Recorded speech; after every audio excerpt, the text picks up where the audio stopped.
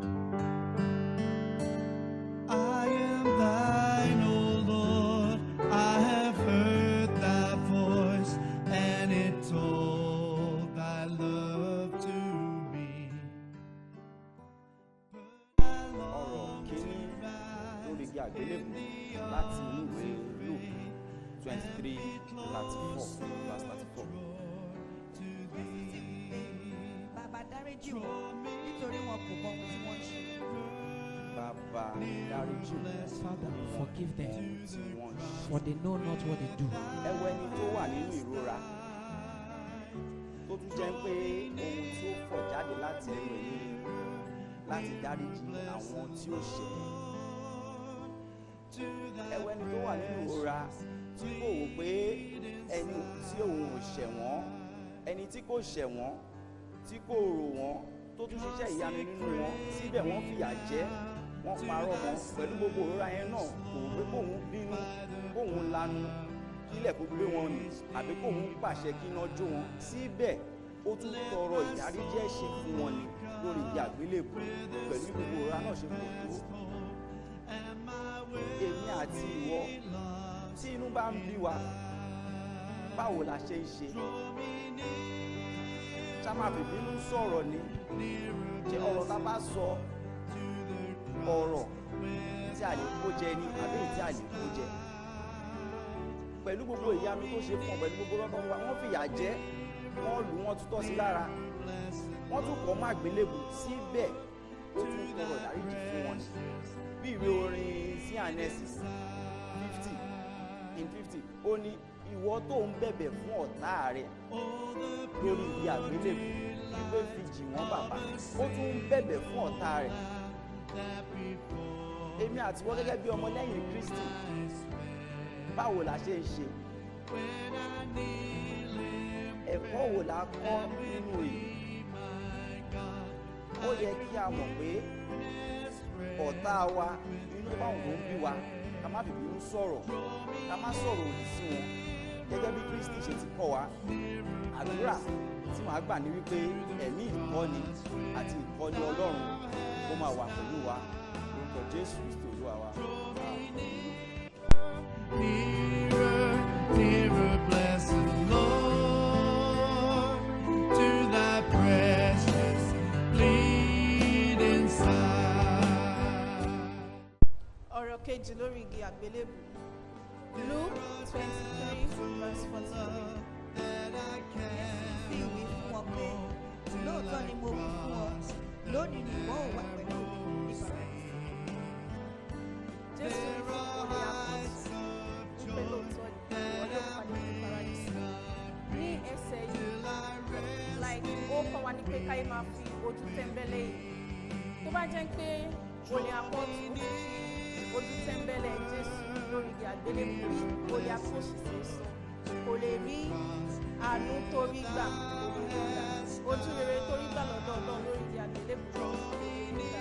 So ẹ jẹ́ kí a ní ẹ̀mí, ẹ jẹ́ ká ní ẹ̀mí tá máa fi gba èèyàn gbọ́, ká má máa wò pé òkè ẹni yìí ó kéré sí wa, àbí ká má máa wò pé ẹni yìí kò tó wá ní ọjọ́ orí.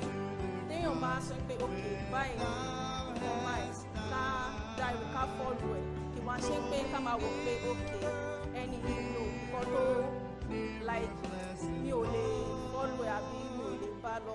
So ẹ má jẹ́ ká máa fojú dí èyí. Sọ pé olè àpọ́tù ó ti fi ojú di Jésù lórí àgbélébù, kò lè rí àánú gbà, kò lè rí ojú rere gbà. Èrò tí ó dẹ̀ máa ń ti ọkàn èèyàn jáde náà, tó máa ń ti ẹnu wa jáde, ẹ jẹ́ kó jẹ́ èrò gidi, èrò rere, èrò tí ó yẹ kán bá lẹ́nu onígbàgbọ́, kì í ṣe èrò tí wọ́n máa wò pé ṣé onígbàgbọ́ dẹ̀ lélẹ́yìí. Ẹ̀mí sùúrù, ẹ̀mí láti gbọ́ Ọlọ́run á túbọ̀ fi fún wa. Jésù Kristi Olúwa wa.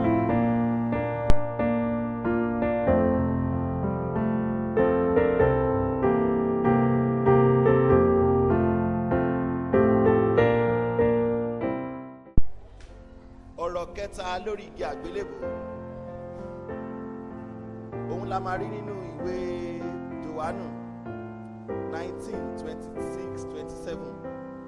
nítorí náà nígbà tí Jésù rí ìyá rẹ̀ àti ọmọ ẹ̀yìn náà dúró, ẹni tí Jésù fẹ́ràn, ó wí fún ìyá rẹ̀ pé, obìnrin, wo ọmọ rẹ. Lẹ́yìn náà ni ó sì wí fún ọmọ ẹ̀yìn náà pé, wo ìyá rẹ. Àti wákàtí náà lọ ni ọmọ ẹ̀yìn náà sì ti mú un lọ sí ilé ara rẹ̀. ọ̀rọ̀ kẹta yẹn wípé obìnrin wo ọmọ rẹ, ọmọ wo ìyá rẹ.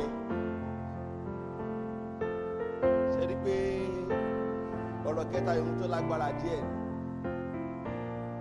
gẹ́gẹ́ bí Jésù sì sọ fún obìnrin àtọmọ yìí pé kó wòra wọn, ẹ̀kọ́ ni èyí jẹ́ fún wa pé kò kìí ṣe ẹni tó bá jẹ́ pé ìyá tó bí èèyàn nìkan lèèyàn lè pè ní ìyá ẹ̀.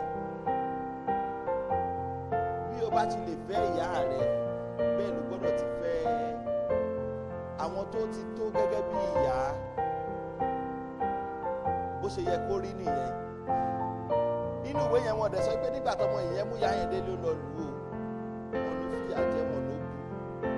tó gẹ́gẹ́ bí onígbàgbọ́ mo bẹ̀ wá, mo rọ̀ wá, kò ṣe dandan ká fìyà, kò ṣe pé ká fìyà jẹ ìyá wa tàbí ará àdúgbò wa. mo bẹ̀ wá, mo rọ̀ wá, Ọlọ́run á túbọ̀ máa kọ́ wa, máa tọ́ wa, ojú òní tì wá. ẹ jẹ́ ká nífẹ̀ẹ́, torí ìfẹ́ ló fi hàn níbẹ̀ yẹn pé ọmọ wò ìyá rẹ, ìyá wo ọmọ rẹ. tí ó bá sì fẹ́ kò ní sọ bẹ́ẹ̀ pé òwò ó mọ̀ pọ́mọ èèyàn tó tán, òun ló ṣe sọ fún pé ọmọ wò ìyá rẹ, ìyá wo ọmọ rẹ. mo bẹ̀ wá, mo rọ̀ wá, gẹ́gẹ́ bí ọ̀dọ́, gẹ́gẹ́ bí ọkùnrin, gẹ́gẹ́ bí obìnrin, ẹ jẹ́ ká fẹ́ràn wọn ìyá wa, ẹ jẹ́ ká ṣètọ́jú wọn lọ́pọ̀lọpọ̀, torí pé Jésù kò ta aya rẹ̀ nù. lórúkọ Jésù ànídẹ́ni ìtanù. mo bẹ̀ wá lórúkọ Jésù ànídẹ́ni ègbé o. Ọlọ́run àtúbọ̀ máa tọ́ wa, máa kọ́ wa. Jésù Olúwa wa.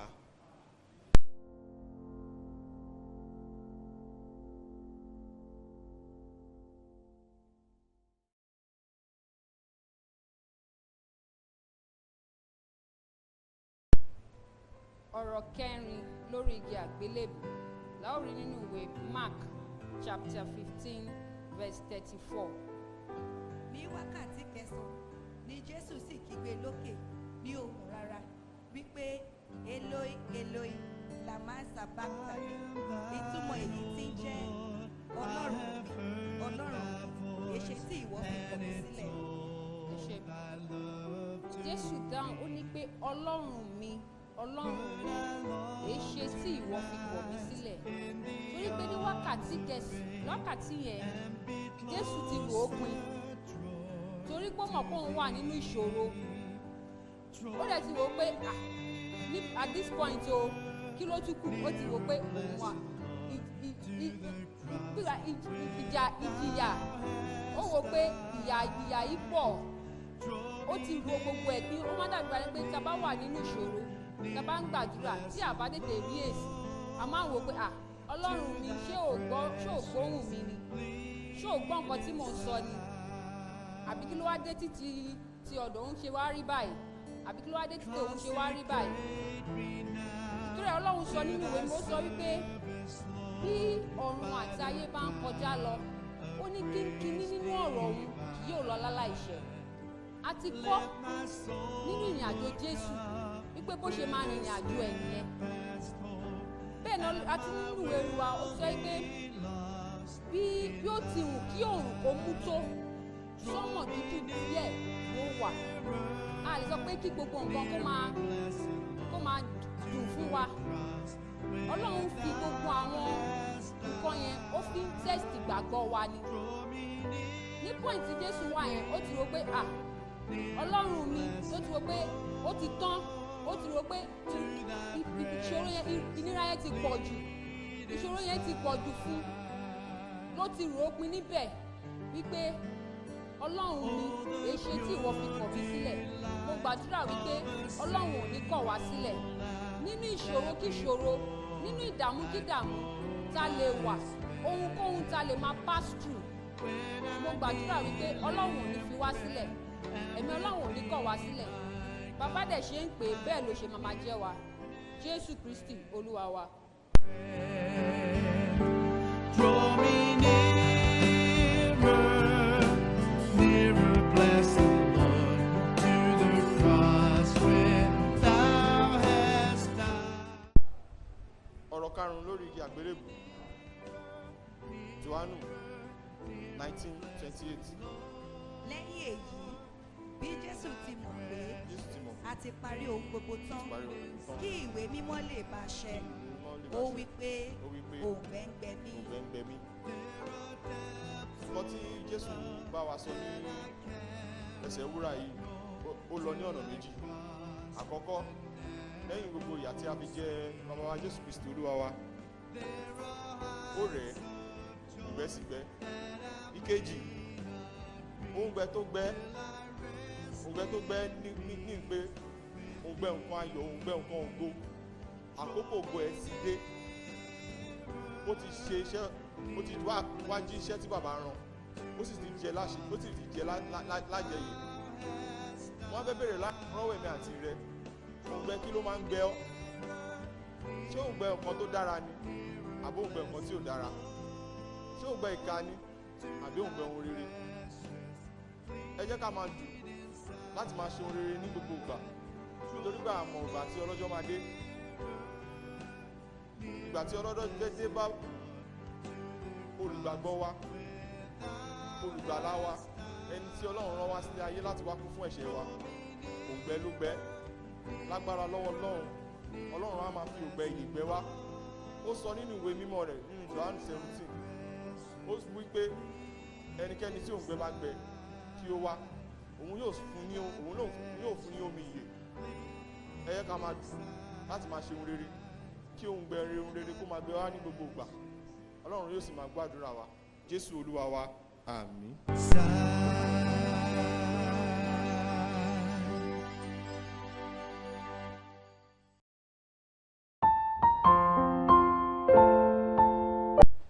Ọ̀rọ̀ kẹfà lórí igi àgbélébù. Jòhánù 19:30. nítorí náà nígbà tí jésù sì gba ọtí kíkan náà ó wí pé ó parí, ó sì tẹ orí ara ẹ̀ ba, ó sì jọ̀wọ́ ẹ̀mí rẹ̀ lọ́wọ́. A rí pé Jésù sọ fún wa pé ó parí. Kí ni àwọn nǹkan tá a rò pé ó ti parí? Ìdààmú wàhálà nínú ayé wa ó parí. Ohun tó ń bà á lọ́kàn jẹ́ tó jẹ́ ohun ọgbẹ́ ọkàn fún wa tá a lè bẹ́nikẹ́ni sọ, Jésù ń sọ fún wa pé ó ti parí.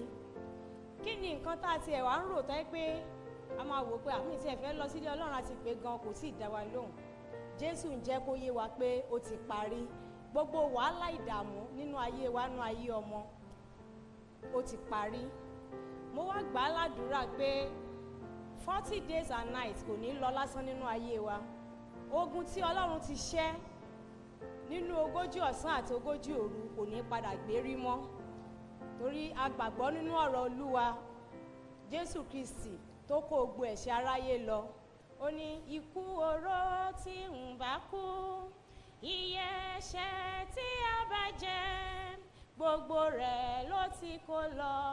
Jésù Olúwa ẹ má ṣe o, torí àwa lẹ fi jìyà.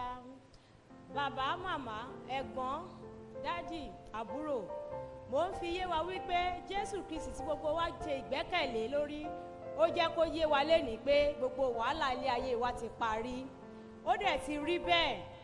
Ìdààmú yìí ò tún padà wá sínú ayé wa mọ́, ìṣòro náà ò tún padà wá sínú ayé àwọn ọmọ wa mọ́, láti sìn lọ àti sí láéláé. Àmín. Yes.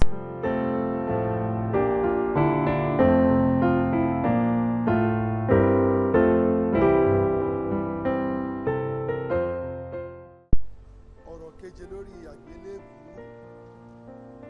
Luke 23:46. nígbà tí jésù sì kígbe ní ohùn rárá ó ní, bàbá, ní ọwọ́ rẹ ni mo fi ẹ̀mí mi lé. Nígbà tí ó sì wí èyí tán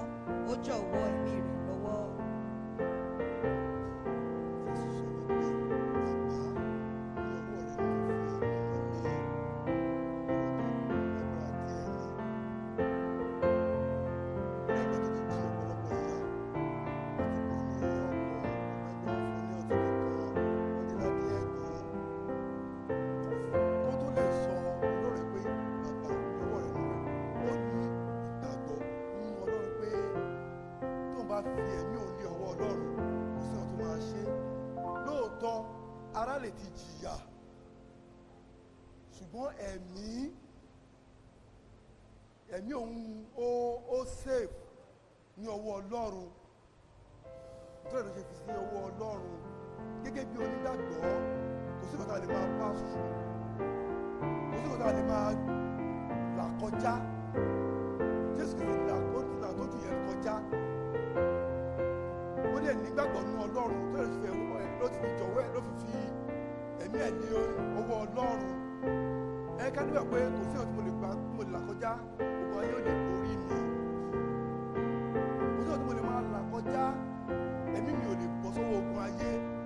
Gẹ́gẹ́ bí ẹ̀rọ mi Jésù sọ̀rọ̀ òfin bọ́ sọ́wọ́ ogun ayé. Ẹ ká nígbàgbọ́ nínú Ọlọ́run lórúkọ Jésù, gbogbo ayé ò lè borí wa. A ní ṣe àṣedànù. Ẹ ká nígbàgbọ́ nínú Ọlọ́run, ká gba Ọlọ́run gbọ́. Ọlọ́run á dúró tì wá, àdúrà yóò sì tẹ́ ìjọba Jésù Kristi.